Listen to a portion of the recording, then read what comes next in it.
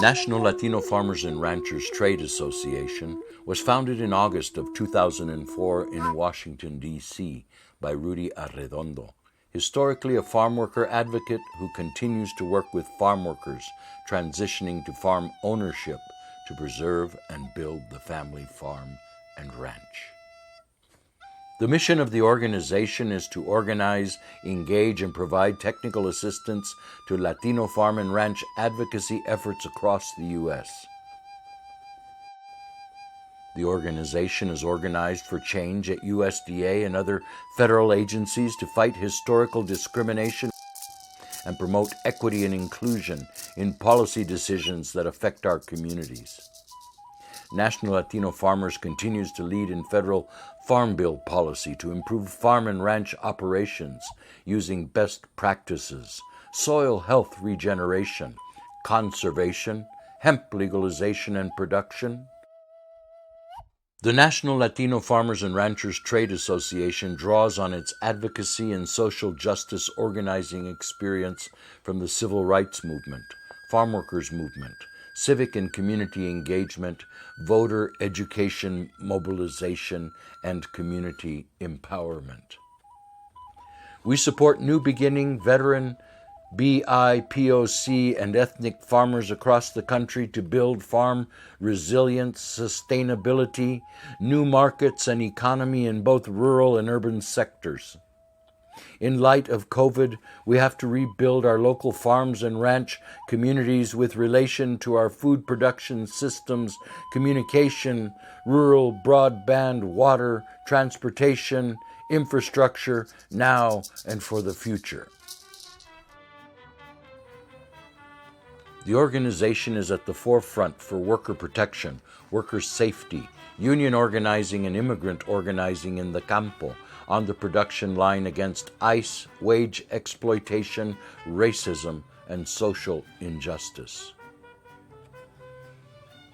We stand with our brothers and sisters in the U.S. and across borders, indigenous, traditional, campesino farm and ranch communities to preserve and protect a way of life based on the milpa and the agroecological, regenerative farming existence versus agro-industrial, large corporate farms.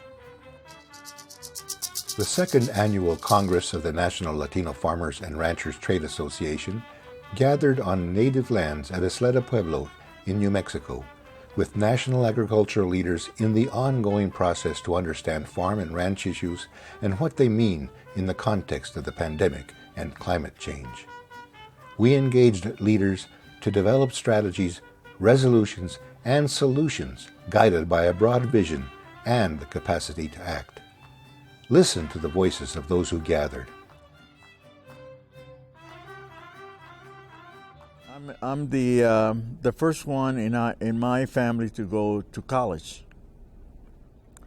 I helped to organize Viva Kennedy clubs at Pan American University back then in the 60s.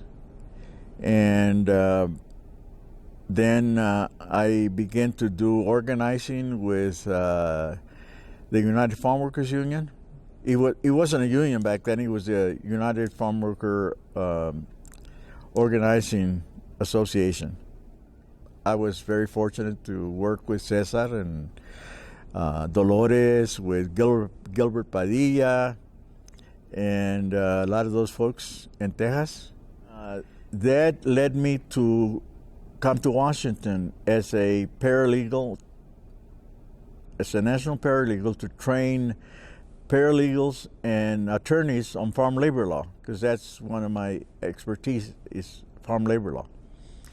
Even though I'm not an attorney, I'm very well versed in that, thanks to the United Farm Workers Union. I got invited to become a part of the Carter administration on their civil rights division, and so that was my first gig with the government, is becoming a civil rights officer for the Farmers Home Administration.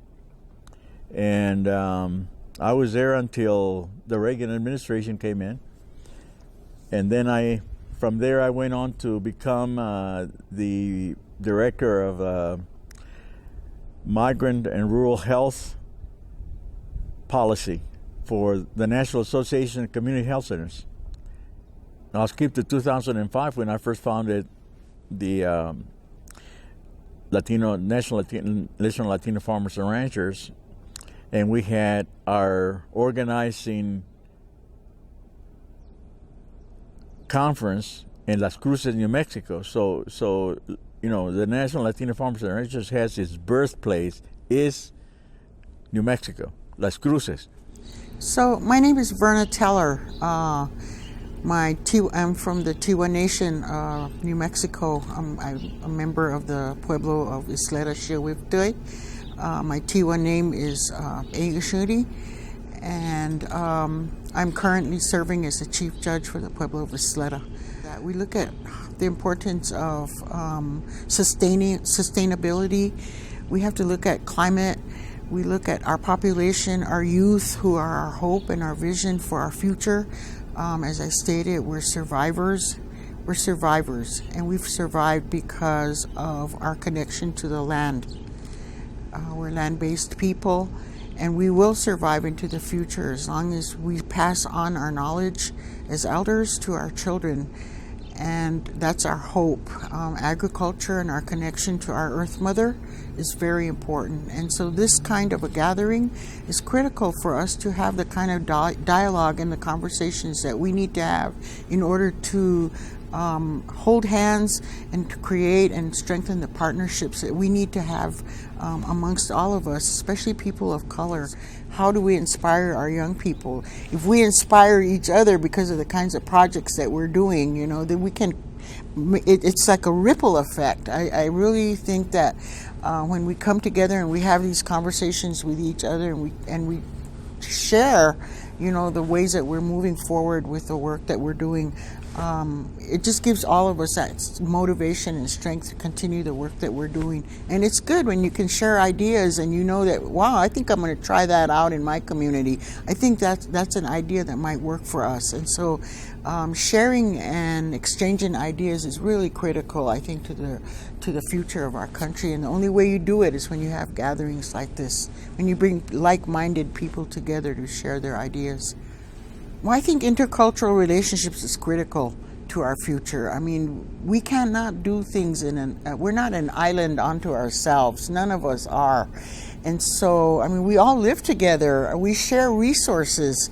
For example, here in our area, in our valley here, all the way from northern New Mexico down to the south, we all share one river, essentially. And so it's really important for us to understand how we share that water, how we share that river and that resource. And if we don't work together, we're all losers. We can only win, and we can only achieve what we're trying to achieve, sustainability, and it creates good relations. We have to have good relations for sustainability. I had the opportunity to work with United Farm Workers Union, Cesar Chavez and Dolores Huerta, and Brother Pete Velasco, Filipino. And that's where I learned about really organizing poor people and how to do it without violence, and it changed my whole life. And when I went to work for United Farm Workers, in our contracts we controlled the amount of pesticide we were going to use. We outlawed DDT, the first contract in the U.S. That outlawed DDT. Later on, other people caught on to it. But so then, and I've done all kinds of jobs. I've worked nationally in D.C. I've worked run immigration law firm. I had 70 legal staff in Seattle. I was on the cabinet of the mayor of Seattle. What else did I do? I worked with gangs in El Salvador and LA. Started an organization called Homies Unidos. And but in all of it, it's the people that you work with, the humble people that really give you your life. My job was to organize people, and that's been pretty much my job all the time. To address issues that pertain specifically to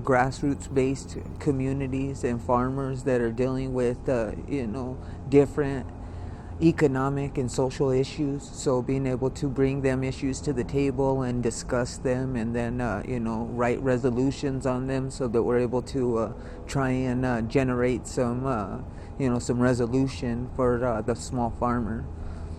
And then also being able to bring like the Department of Ag and stuff to the table with us community people, so that we're sitting eye to eye, being able to let them hear the voice of the community and the voice of young people especially.